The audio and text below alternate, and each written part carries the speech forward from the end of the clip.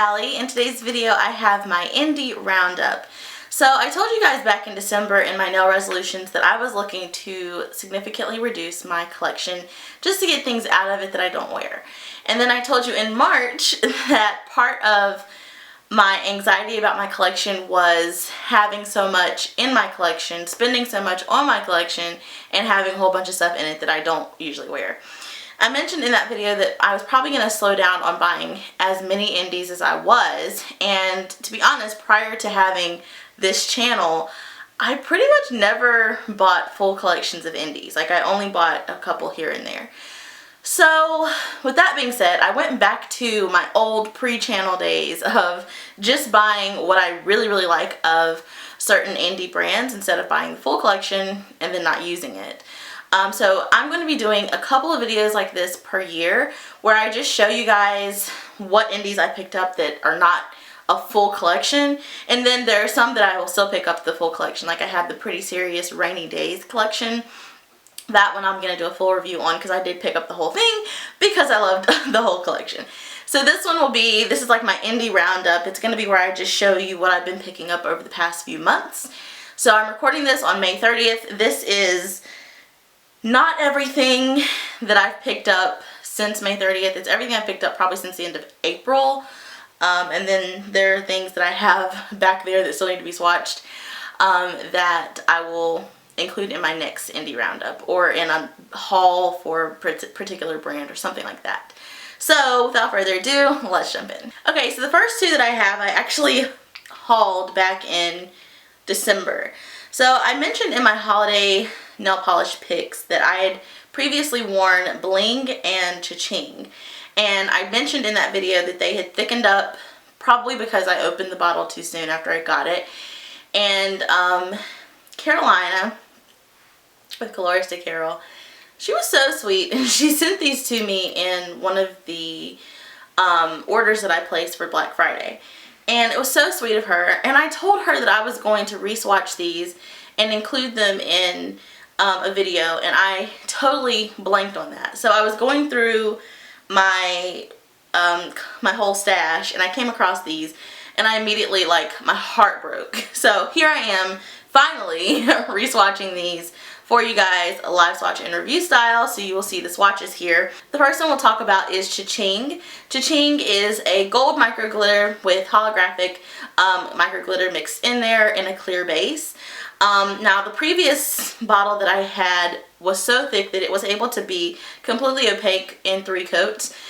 This bottle, as you can see from the swatches, is definitely less opaque. It's more like a topper, but you can totally wear it at 3 coats on its own. It is quite gorgeous. It is very blingy, and I do like this polish a lot. And again, that is Cha-Ching. The next one, Bling, is kind of like the sister polish. It's a silver micro glitter with holographic glitter in there, and it's all in a clear base. This one likewise, my previous bottle was able to get completely opaque in 3 coats because of how thick it was. This one acts more like a topper, although you can totally still wear it at 3 coats on its own, and it's quite blingy and beautiful. So the swatch, live swatch that you saw was 3 coats, and the swatch picture is showing 3 coats as well, and again, that's Bling. And the rest of these are going to be typical haul style, so you will see these swatch pictures of these. Next, we're looking at Clarissa Carol Substitute Boss Eros, which is this gorgeous cobalt ink blue linear holographic. It is quite stunning, as though I don't have enough blue holographics. I think I mentioned in my D-Stash video I have too many green holographics. I have way too many blue holographics. I think I own more blue hollows than anything, maybe other than silver. Yes, but I love them all. And this one is no different. It's quite bright, quite beautiful. It goes on like butter, super smooth, almost opaque in 1 coat, very even on 1 coat, but it does need 2 to get completely opaque. So the picture that you're seeing is 2 coats of Substitute Boss Eros. Next up we have Camellia, or Camilla. I'm not sure how you pronounce it because I know in Spanish the 2 L's are a Y. I don't know. You guys tell me. Anyway, this one is more of a topper, although you can wear it on its own. I picked it up at Phoebe Moon's recommendation. She raved about this polish. It has all these different color, I think it's like a multi-chrome flaky in there, or chameleon flakies. I'm not really sure what they are, but they're color shifting flakies. And suspended in a silver holographic base. The silver holographic base does not take over the base of whatever polish you're layering it over.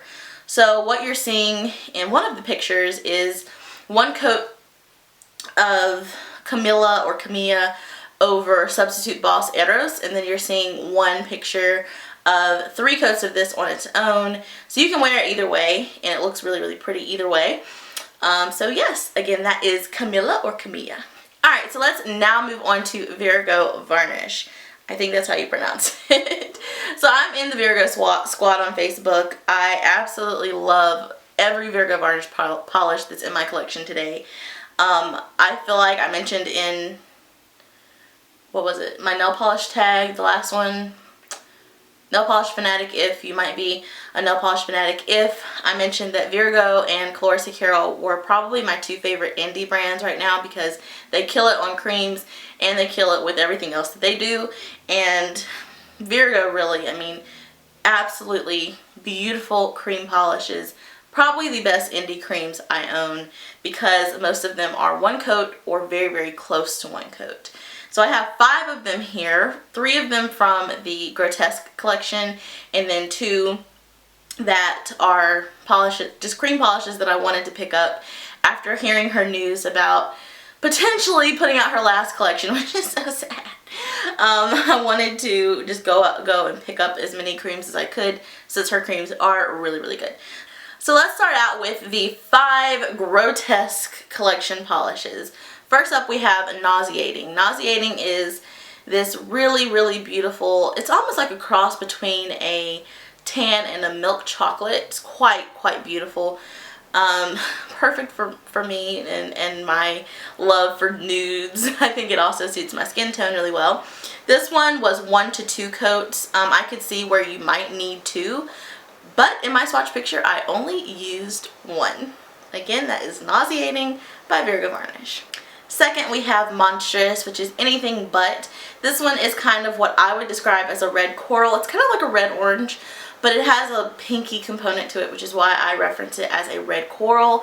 This one too, so gorgeous. It's a stunner. It's 1 to 2 coats for opacity. The swatch picture that you're seeing is just 1 coat, and they're just so easy to use. They glide on the nails like butter, like silk. Just very easy. And again, that's Monstrous. Third, we have Rancid. Rancid is a really, really green leaning mint color. It's more green than mint. It's really just like a whited out green. As you can see, I'm on the struggle bus trying to describe these polishes. Anyway, this one was also 1 to 2 coats. I used 1 coat in my swatch picture. It was completely opaque in 1. I always say 1 to 2 because it depends on your application. With almost any 1 coaters, it just depends on your application, because you can always create streaks where, you know, you need to cover it up with a 2nd coat. However, my swatch picture is just 1 coat, and I think you only really need 1 coat. And again, that's Rancid. So I'm not sure if she's going to be restocking the Grotesque collection. I have no idea one way or the other. So you may or may not be able to get those at this point. These 2, when I bought them, were still stocked. So they might still be available, I'm just not sure. So the first one that I have is not part of the Grotesque collection, it's just another cream that I wanted to pick up, is Snake Hips. And Snake Hips is kind of a darker version of Rancid. So let me show you both of them. It's just a kind of a darker version of Rancid. Way less white in there. I think that's really the biggest difference. This one was probably of the 5, this one was more on 2 coats. I did use 2 coats in my swatch picture. However, I think use it once for a manicure, and then the 2nd time you come back to it, it's probably going to be a 1 coater. So yes, again, that is Snake Hips. And then last we have I Love the DJ, and of the 5, this one is the one I would say is definitely a 1 coater. Solid 1 coater. Don't really see anyone needing any more than that. This one is kind of this gnarly dark gray with a little touch of some blue in there and some brown, and I don't know how I see this stuff, guys, but I do see it. This one has a beautiful formula as well. Like I said, it's the true 1 coater of these 5. where I really don't think anyone will need two at all. With this one, I used just one in my swatch picture. And again, that's I Love the DJ. Next we have 90 Lacquer. I picked up two polishes during her spring sale sometime in March. And the first one I picked up was Santa Suit. This one is one of a couple, maybe two that I have left from her first holiday collection that I didn't pick up. This one is a bright, kind of a Santa Suit red with micro glitter, and it takes 3 solid coats to be opaque, and you still might see some nail line if you are like me and have those strong white tips. So it's not my favorite, and that's why I didn't pick it up the first time. I was like, I'm probably not going to love it. But it's a beautiful polish, don't get me wrong. It's a beautiful polish, easy formula, glides on the nails very easily, and it is quite bright and perfect for the holidays. I just don't prefer red jellies, as I have stated multiple times on this channel. So yes, again, that is Santa Suit. And the second one I picked up is the polish July 2016 that she released. And this one is kind of a bronzy gold. It has some brown in there, which makes it a nice interesting gold shade. This one only required 2 coats for opacity, so it was quite easy to use and very opaque, and I really enjoyed this one. And again, that is her July 2016 polish. The next two I have are coming from Glam Polish, which you guys know I love Glam Polish, and I actually have maybe 11 more that I purchased during May that are in my 2-swatch rack or on my 2-swatch rack. So I'm excited to bring those to you, and I'm trying to decide if I'm going to do a Glam Polish haul video or if I'm just going to wait till the next indie roundup. We'll see. So the first one I have is Why Do You Say Romantic Like It's a Dirty Word? And this one is kind of a white toned gold polish. I've been really attracted to gold polish for the past like 4 or 5 months. I would say probably since Christmas I've been really attracted to gold polish. This one has almost like a white glitter flash thing going on in it, and then obviously has some holographic glitters in there as well. This one just required 2 coats for opacity, and if you know how much I've talked about Glam Polish, I don't even have to say it. The formula was perfect, very easy to use, very easy 2 coats. And again, that is Why Do You Say Romantic Like It's a Dirty Word. Next up we have I Just As Soon Kiss a Wookiee, which is the one of the Star Wars polishes. I think it's either a duo or a trio or something. But yes, I picked this one up. This one is kind of a creamy, almost milky white. It's like a slightly soft, almost yellowy component to it, but it's still almost like a milky white too. Has a strong orchid flash and holographic glitter. Quite beautiful and quite easy to apply as well. This one, for its color being almost like a soft white milky white, just requires 2 coats for opacity. Another perfect Glam Polish formula, and again, that's I Just As Soon Kiss a Wookiee. Okay guys, and now we have the ILNPs. So if you missed my online store destash thing, no worries, because I got 4 more that are probably going to be going up on the site from ILNP. Alright, so let's just start with Valentina. This one is a jelly. It's like a teal jelly with a really strong coral flash. A really strong coral. Ooh, there you can see it, kind of pinky coral flash. This one is a topper. Unless you just really like sheer polishes, this one's a topper. I believe I went back to the website and it is a topper. Like legit. I didn't look at the descriptions before I purchased these. But these were released in the summer collection. So why would you think that 4 polishes, or 3 polishes, 3 of the 5 I'm talking about today, are toppers? Like, why would you release a collection of toppers? It makes no sense to me. They don't build up on their own very much. You'll see the picture. The picture is 3 coats of all of these. Just like, why?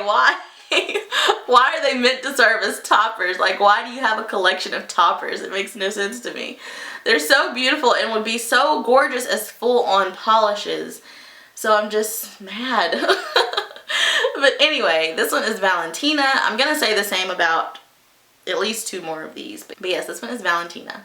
Next we're looking at Wallflower. Wallflower is almost like a Zoya Serenity kind of purple, which is kind of like a mid-tone or a little bit lighter than mid-toned purple with a really strong blue flash that's made up of, it looks like little tiny blue flakies. Another topper.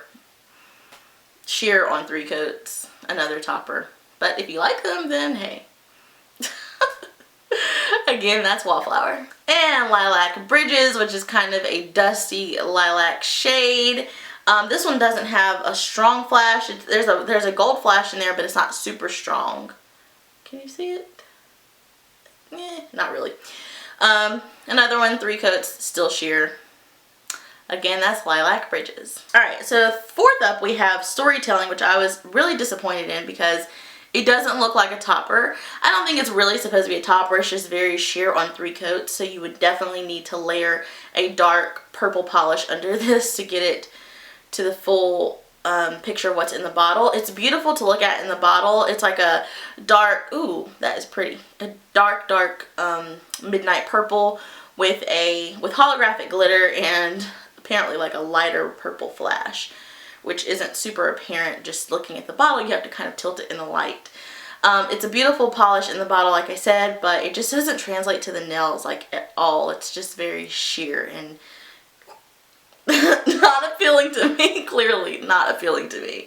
And again, that one is Storytelling. The last one that I have is Manor House. I don't put it in the same category as the other 4, although it too is sheer.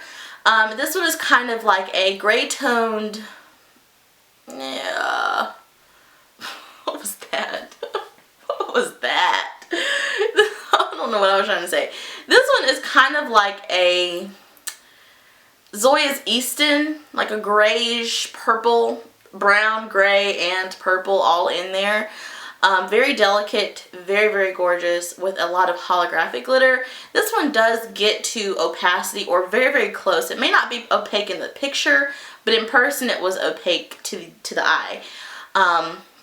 In 3 coats, again another 3-coater, but at least this one got opaque. So I really did enjoy this one. I will keep it. And again, that is Manor House. So that's my indie roundup. I thank you guys for watching. If you have any questions about any of these polishes, how they performed, how I liked them, I wasn't clear enough in the video, how they applied, the true color, etc., just leave those questions in the comment section and I'll be sure to answer your questions as soon as possible. And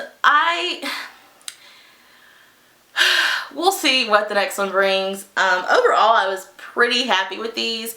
I was just unhappy with the ILNPs, which I love their formulas. I've raved about their formulas on my channel for a long time now. They are perfect formulas, just very sheer polishes, which is kind of what I'm not in the mood for right now, if you can't tell. So, thank you guys for watching. Thanks for staying to the end. I will see you guys in the next video very soon.